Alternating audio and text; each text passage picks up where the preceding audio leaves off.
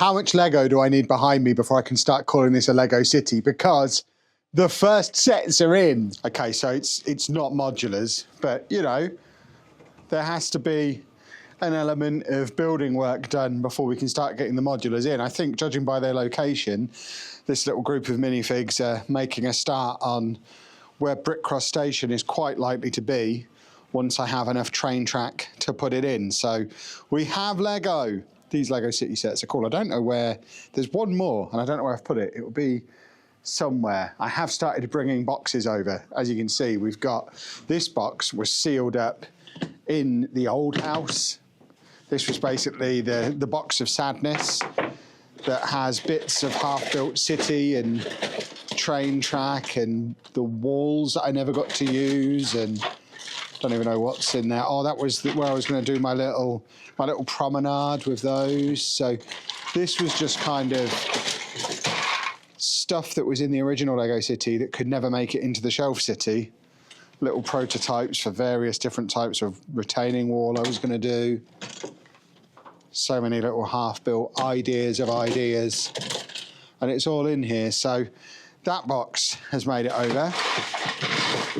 I'm definitely going to need to have a sort through that at some point.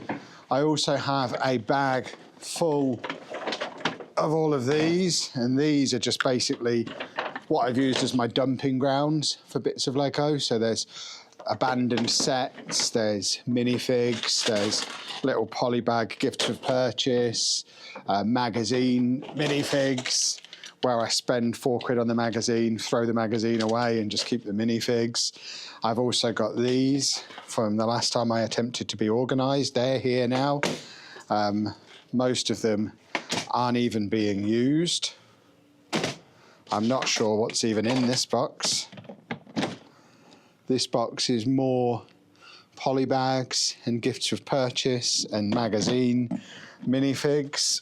And then in the bottom here, we have got a load of stuff that's been ordered at some point from Pick-a-Brick online, I guess. Stuff that I ordered for the wall.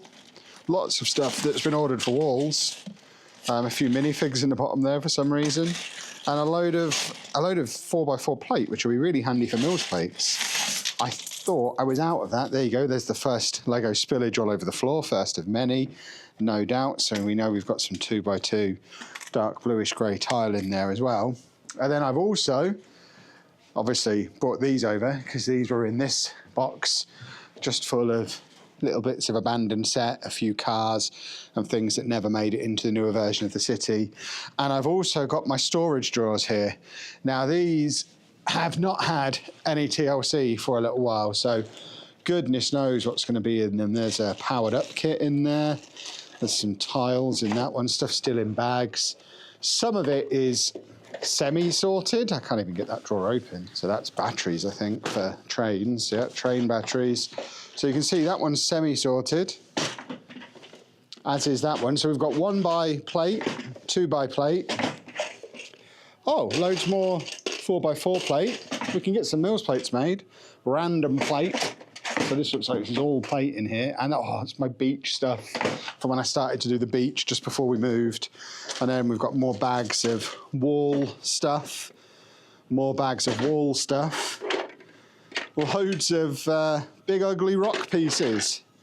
So they will probably go over there, where I'm planning on having a cliffside, mountainside, to take the city down into the medieval area. Aha! This is what I needed for today. So we'll get those out. We've got some more just random bits down the bottom there, and then some brick. And then we've still got 2 more of these units. So loads more. So this was road stuff. So we've got plenty of road stuff, an empty drawer, some more plate. I thought plate was in that one. Interesting. Oh dear. This is all of the bags that when you buy roads, you get these little bags full of random road bits. So I've got loads of them. More train track and another powered up kit. How many of these little remotes am I going to find lying around? And in the bottom here we have, I think that's more train track. I might not need as much train track as I thought I needed. I think the problem I've got is almost all of this is curved and I need more straight. And then we've got brick. So 1x brick in there. That's the 2x, so we can do a couple of Mills plates. We don't have a lot of this. I need to get some of this ordered. Some more tiles, some 2x3 bricks, some 1x long bricks. More bags of random wall pieces. I think these are all little corner pieces, so they'll be quite handy. And a load of masonry brick that I got off a big brick wall at some point. So that stuff combined with this, well, these 2 big bins full of absolute mystery meat that we've got over here. That is the full extent of my parts collection. It's all here now. All the parts stuff is here. The only other thing I've got is I've got a few more sets like this, which I actually find to be quite an economical way of buying brick. There was one of these, which I think is now retired, that was just brick, which was a really good set. But I've got some more of them that I need to bring in that are still sealed, so we can get some more brick that way. But that's going to be what I use to build the infrastructure of the city. Obviously, the bulk of the buildings and stuff is going to be sets, but the infrastructure I'm going to need parts for. So I think we've got enough parts for now. I can see there's a load of base plates in there. So we can at least make a start on plotting stuff out with base plates. But what I really wanted to do today was get a feel for where I could put train track. But looking at what I've got, I don't think I have enough straight track with me to be able to do it. So I might need to do what I hoped I wouldn't have to do, which is start disassembling the city at home to get the track out of it, to get it in here.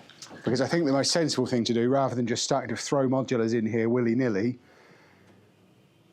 is to actually plan it out. So what have we got here in the way of track? Yeah, this is all curved track.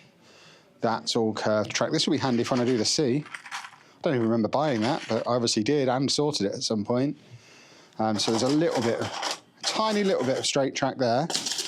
In fact, quite a few bits. We might have enough straight track to be able to start coming up with a plan. Let's start coming up with a plan. I'm just raiding this box over here. This is absolutely full of loads more straight track, plus a load of bendy track and base plates and things, but I've got my beach still intact, plus some ballasted track. Just one plate, but it's enough for illustration purposes. So we've got some ballasted track, and like I say, my beach plates, and obviously the beach in here is likely to end up different to the one we had in the old Lego City. Can't even remember how this went together.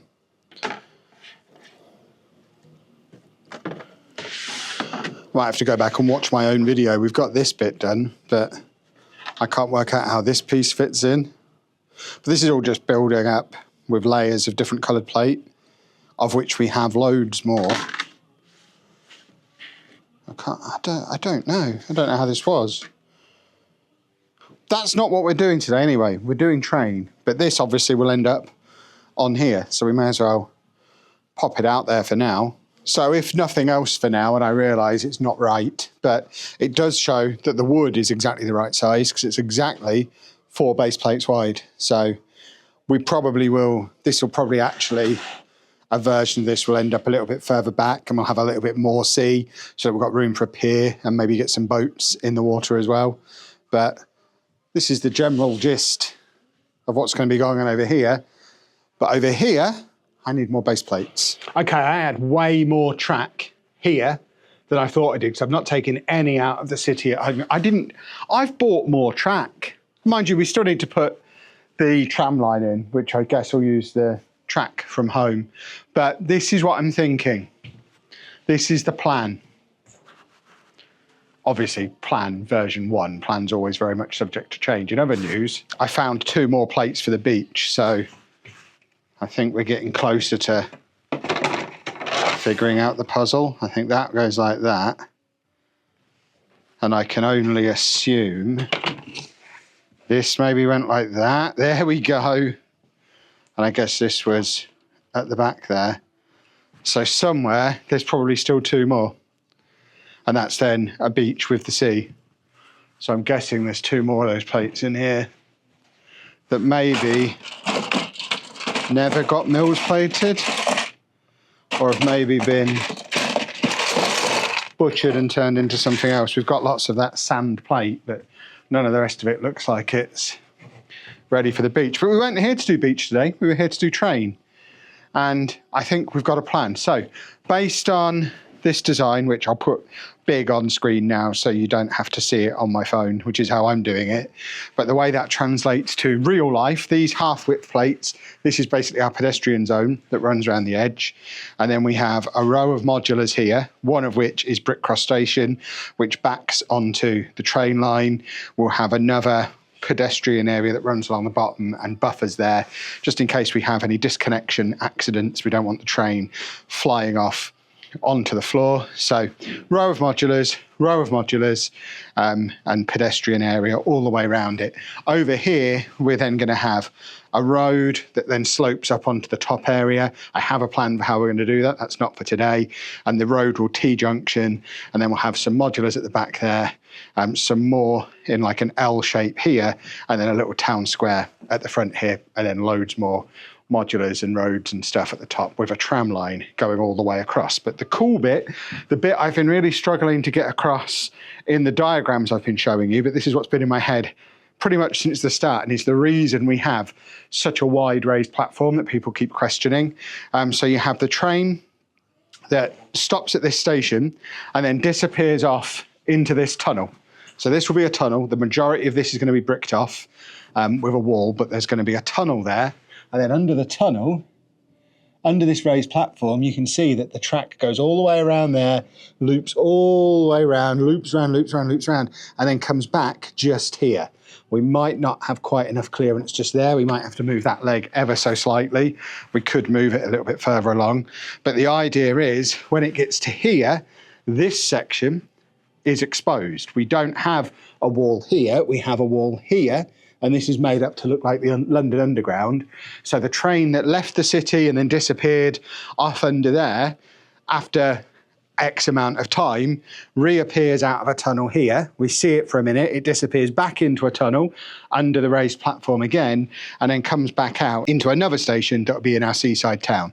So it's not a loop, but we will use the colour sensors on the train, of which I own many, to basically automate it.